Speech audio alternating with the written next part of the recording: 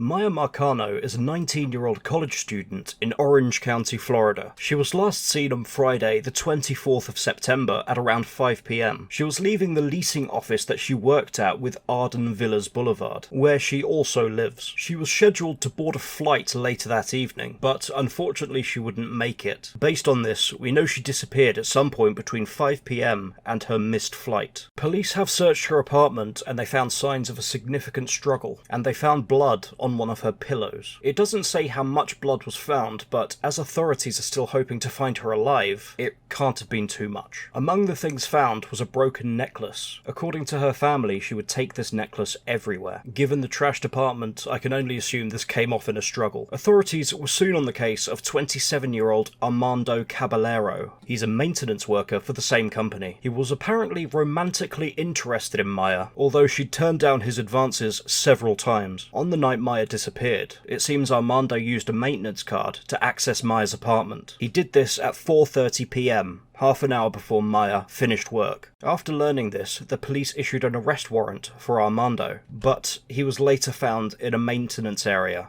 dead. The apparent cause of death, suicide. All of the information I can find on this case, unfortunately, lead me to a very grisly conclusion. My theory, and I'll stress this is just a theory, is that Armando waited in her room, where he then took her by surprise and attacked her. Her necklace was broken in the struggle, and he used a pillow to muffle her cries for help. The reason I think the pillow was used by this is because they only mentioned blood being on the pillow, but if blood had spattered onto the pillow, it would likely be on the bed and perhaps the wall. But only the pillow suggests to me that it was picked up and taken to the injury, so only the pillow soaked up any blood. If this is how the attack happened, then I think her death may have been an accident, or after the adrenaline had subsided, Armando simply didn't know what else to do. If he let her go, she would go to the police, and as a result of her death, either intentional or accidental, he killed himself, either to avoid consequences or because he couldn't live with what he'd done. But somebody who would do something like this and then leave the family with all that unresolved pain, not even being able to bury their daughter, someone like that, I'm inclined to think the worst of. That's my speculation of how events unfolded, but I hope I'm wrong, and I really hope they find Miya alive. They should keep searching everywhere they can. He obviously had access to the entire Arden Villas ground, so they should search all maintenance areas,